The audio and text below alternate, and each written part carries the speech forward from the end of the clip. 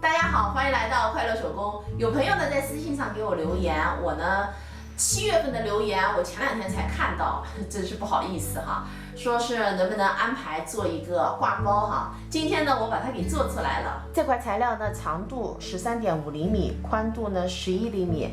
我们再剪根拉链哈，拉链长度呢是4厘米。我们把拉链的正面和面料的正面呢相对，我们车一条线。线车好以后呢，我们这样翻下来。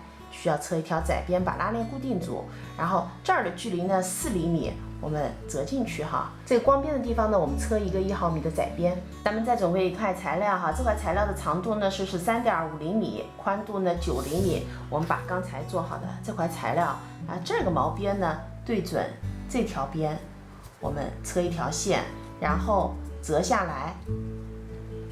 这个折好以后，拉链的这个毛边呢和这条边正好是对齐的，然后我们车上2个侧边哈，这部分呢就做好了。和大家交代一下哈，咱们这个带底呢是这样子的一个类型。接下来呢，我们再准备一块材料，这块材料的宽度呢也是13.5厘米，这高度是12厘米。反面呢，我烫了60克的无纺衬。我们把这个材料的正面和这部分。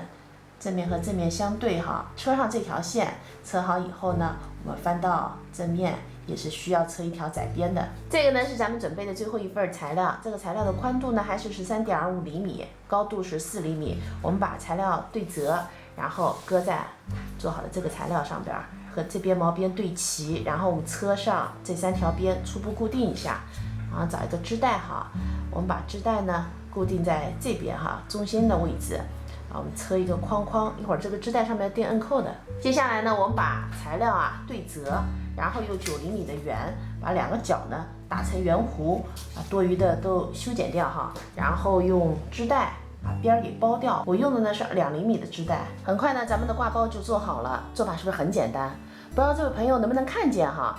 感谢大家花宝贵的时间来看我的视频，记得呢帮忙点赞。咱们下期再见。